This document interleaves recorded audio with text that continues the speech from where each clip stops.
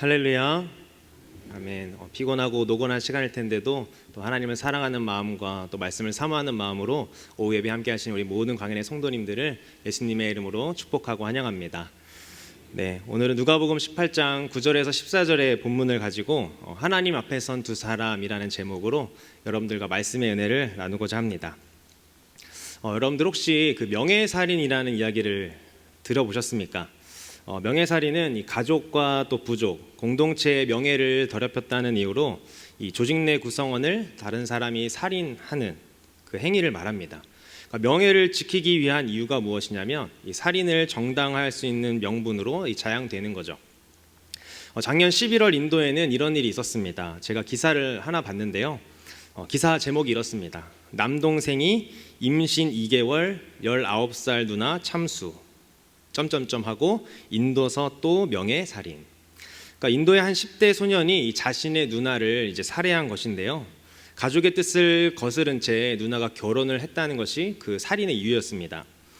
피해자는 사망 당시 19살이었고 또 5개월 전에 결혼을 했으며 뱃속에는 2개월 된 태아를 품고 있었습니다. 더 무서운 것은 남동생이 그 누나를 살해하는 동안에 그 남매의 어머니는 자신의 딸이 임신한 것을 알고서도 그 딸이 도망가지 못하도록 붙잡았다는 것입니다. 인도에서는 매년 수백 명이, 또 파키스탄에서는 해마다 1천여 명이 이 부모의 허락 없이 결혼하거나 아니면 외도를 하거나 또 부적절한 의상을 착용한 것이나 아니면 외간 남자를 만났다고 해서 총을 맞는 일, 그런 일들이 벌어지고 있습니다. 그래서 가족의 명예를 더럽혔다는 것이 바로 이유가 되어서 명예살인이라는 것을 하고 있죠. 대부분의 피해자들이 남성보다는 여성들이 많이 있습니다. 이들은 자신들이 의롭다고 생각하면서 이 살인을 저지르는데요. 피해자인 여자들만 피해를 당하고 또 가해자인 남성들은 아무런 피해가 없는 것이 문제입니다. 인도와 파키스탄 등에서 이 법으로 명예살인을 하면 이 감옥에 간다고는 하지만 실제로는 그 명예살인이 근절되지 않고 있는 상태죠. 자, 그렇다면 이렇게 명예살인을 하는 자들이 정말 의로운 자들일까요? 그들의 생각에는 나는 거룩하고 또 의로운 사람이고 저들은 아무리 가족이라도 이 신앙과 가문의 명예를 더럽혔기 때문에 이 살인을 당해야 마땅하다라고 그렇게 생각을 합니다. 이러한 행위는 대부분 이 이슬람교를 믿는 국가에서 행해지고 있는데요. 이슬람 국가는 이를 당연시 여기기 때문에 이 사회적인 반발이나 이의를 제기하지 않고 있습니다. 그렇다면 하나님 보시기에는 어떠실까요? 자신이 의롭다고 생각하는 사람들은 다른 사람들과 자신을 끊임없이 비교를 합니다. 그런데 실제로 하나님이 보시기에는 누가 더 의로운 사람일까요? 오늘 말씀 속에서는 누가 의로운 자라고 하나님께 평가를 받는지 나옵니다. 하나님께서 또 예수님께서 의롭다고 여겨주시는 자가 누구인지 저와 함께 본문을 통해서 살펴보기를 원합니다. 9절에 보면 예수님께서 누구에게 말씀을 하시는데요. 우리 9절 말씀을 함께 보도록 하겠습니다. 또 자기를 의롭다고 믿고 다른 사람을 멸시하는 자들에게 이 비유로 말씀하시되. 아멘. 본문에서 예수님께서는 자기를 의롭다고 믿고 또 다른 사람을 멸시하는 자들에게 비유로 말한다라고 성경에 기록되어 있습니다. 우리가 생각하기에는 누가 떠오릅니까? 아마 바리새인들이 떠오를 것입니다. 그러나 예수님은 오늘 우리가 읽은 이 바리새인과 그 세리의 비유를 바리새인들에게 한 것이 아닙니다. 그렇다면 누구에게 예수님께서 이 비유를 말씀하신 걸까요? 바로 이 자기를 의롭다고 믿고 다른 사람을 멸시하는 자들, 그것이 바로 바리새인들 뿐만 아니라 그 당시 주변에 있었던 제자들에게도 해당되는 말씀이었습니다. 예수님은 목적이 있으셨습니다. 이 비유를 통해서 그 당시 예수님의 이야기를 듣고 있는 사람들에게 또 오늘 이 시간 우리에게 질문을 던지시는 거죠. 하나님 나라에는 어떤 자가 자격이 있는가? 하나님 나라에 합당한 태도가 무엇인가 하고 말입니다. 성경을 보면 두 사람이 기도하러 성전에 올라간다라고 기록이 되어 있습니다. 그래서 한 사람은 바리새인이고 한 사람은 세리입니다. 예수님께서는 이 두 사람을 비유로 드신 것은 의도를 가지시고 이 바리새인과 세리의 비유를 드셨는데요. 그 당시 바리새인과 세리를 생각하는 사람들의 보편적인 생각이 있었습니다. 바리새인들은 당시 사람들에게 이 존경을 받는 사람들이었습니다. 그들이 존경받는 이유는 무엇이냐면 이스라엘 백성들이 바벨론의 포로로 잡혀갔을 때 그때부터 이 바리새인들은 신앙을 지킨다는 이유로 말씀을 지키려고 노력을 했고 하나님의 말씀대로 살려고 그 포로 나라인 바벨론에서도 열심을 내었습니다. 그래서 신앙을 지키기 위해 몸부림쳤죠. 그러기에 이들이 이 포로기가 끝나고 다시 해방이 돼서 본국으로 돌아왔을 때는 사람들이 말씀대로 살려고 했던, 신앙을 지키려고 했던 그들을 엄청나게 존경하고 그들의 사회적인 지위도 높여주었습니다. 또한 바른 종교인이란 이미지가 있었고 또 우리들보다 가장 모범적인 시민이다라는 인식이 바리새인들에게 있었던 거죠. 반면에 세리는 이 세금을 거두어 들이는 사람인데 이 부정한 방법으로 세금을 더 많이 거두어 들인다는 그런 사회적인 통념과 또 이방인들과 자주 접촉하는 것 때문에 이 유대인들에게는 죄인 취급을 받았습니다. 또한 자신의 나라를 편을 드는 것이 아니라 이 로마에 편승을 해서 이 동족들의 피를 빨아먹는 존재가 바로 세리였기 때문에 세리라는 사람들이 참 죄인이라고 인식을 했죠. 그렇다면 이들이 성전에서 어떤 기도를 드렸는지 함께 본문을 통해서 살펴보겠습니다.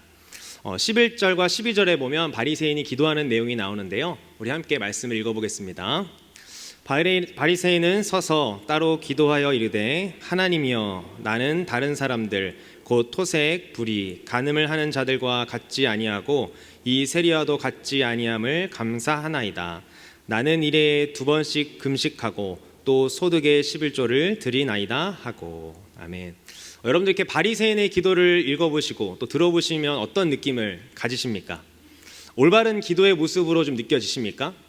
아니면 자기 자랑의 느낌이 강하십니까?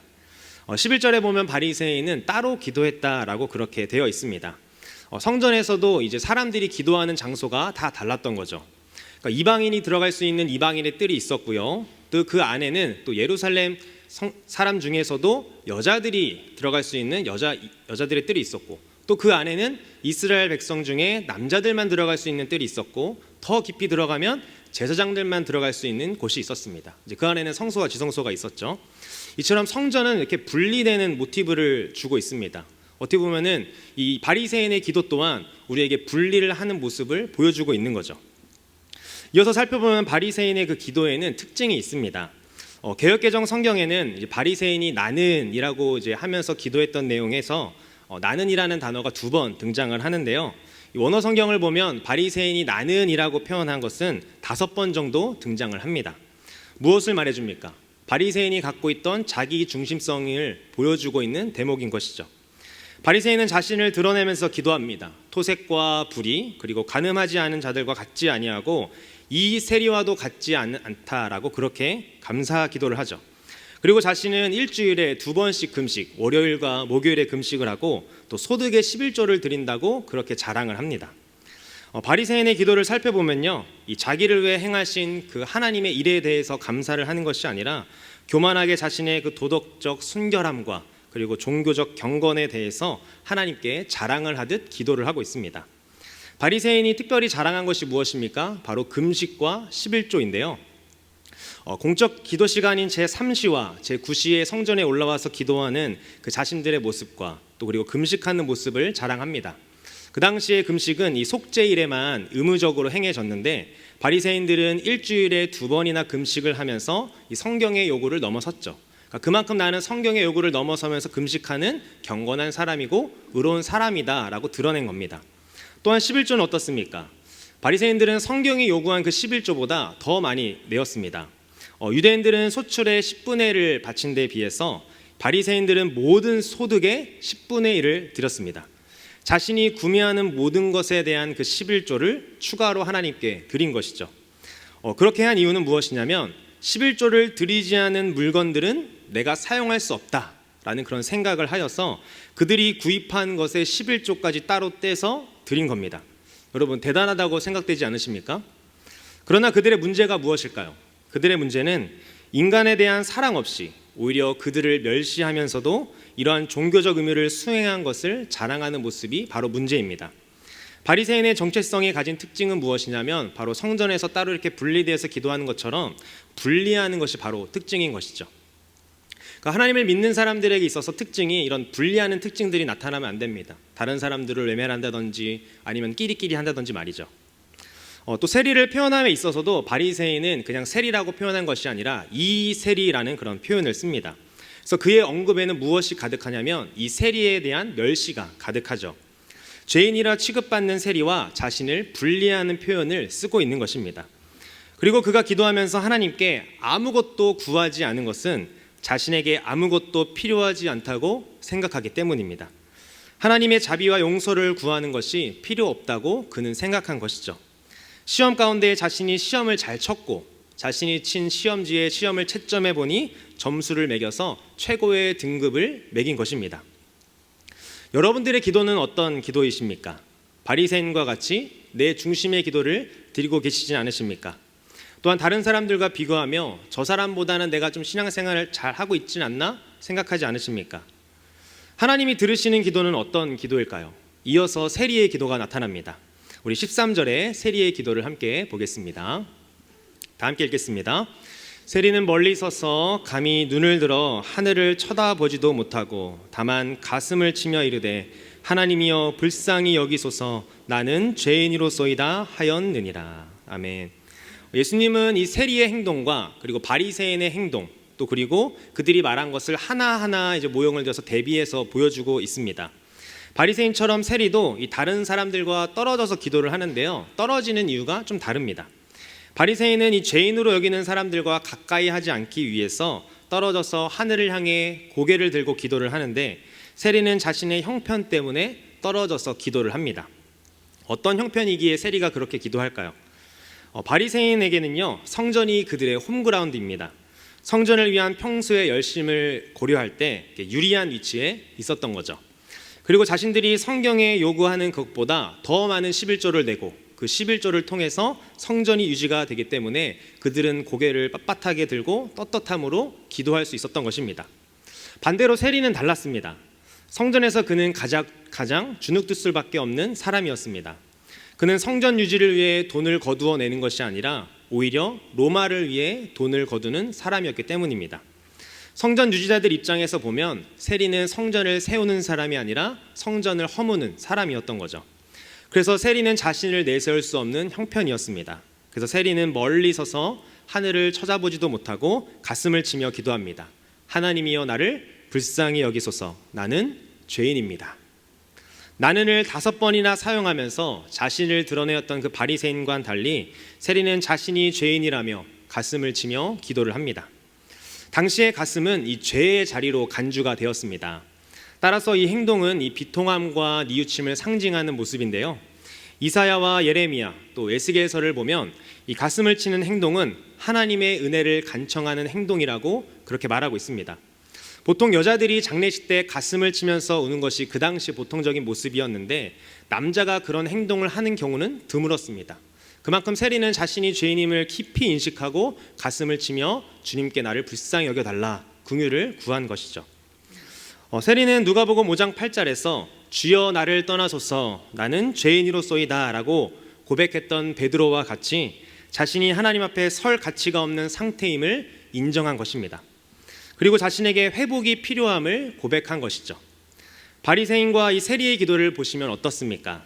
한 사람은 다른 사람과 비교하며 자신을 차별화하고 스스로 우월한 신분을 자랑합니다.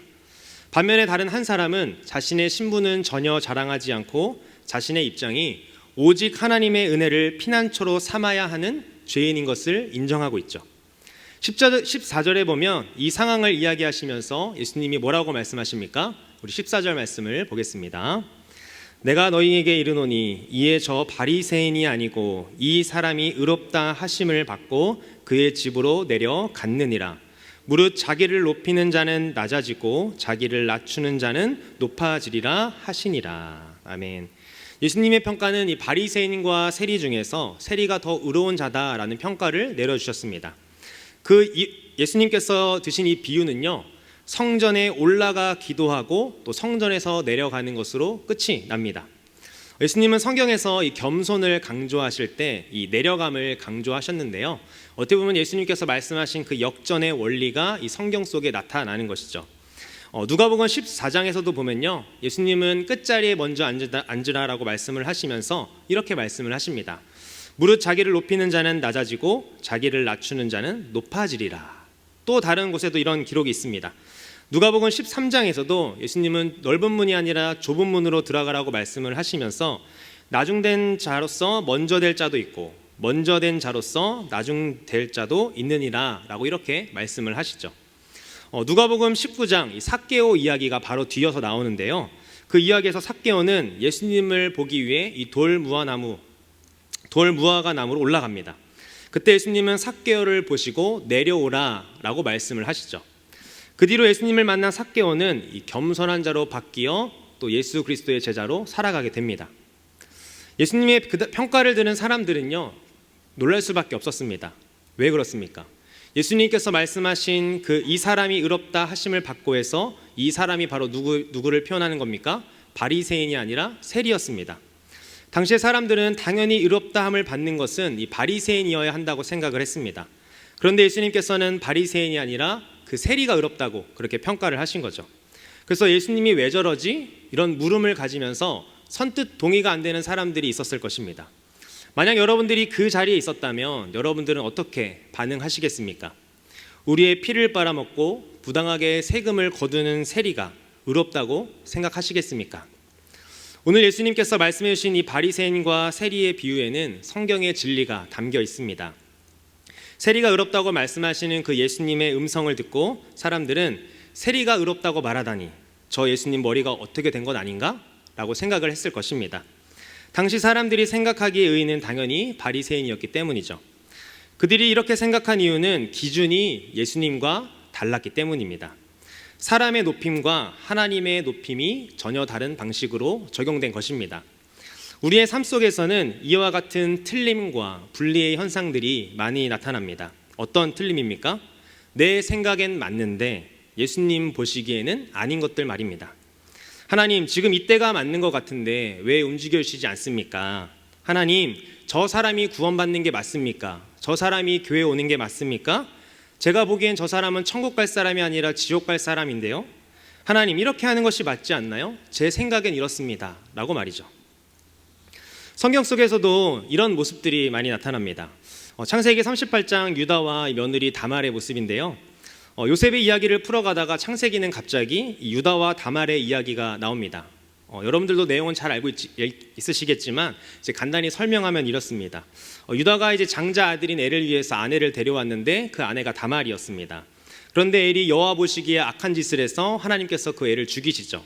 그래서 그 당시에는 이제 계대 혼인법이 있어서 이 형이 죽으면 이 동생이 이 형수님에게 들어가 이제 자식을 이어주는 그런 계대 혼인법이 있었습니다. 그래서 이제 동생이 그 형을 대신해서 이 다말과 관계를 맺어야 되는데 오나니 하나님의 보시기에 또 악한 짓을 합니다. 그래서 하나님이 죽이시죠. 그때 막내 아들인 셀라가 남아 있었습니다. 그래서 유다는 셀라가 자랄 때까지 다말 네가 고향에 가서 조금 쉬어라. 때가 되면 너를 부르겠다라고 말을 합니다. 자, 그렇지만 유다는 셀라가 장성하였어도 다말을 부르지 않습니다. 그러다 유다는 다말의 고향에 이르게 되고 다말은 자신의 시아버지가 자신이 살고 있는 동네에 온다는 이야기를 듣고 창녀로 변장하여서 유다와 관계를 맺게 됩니다.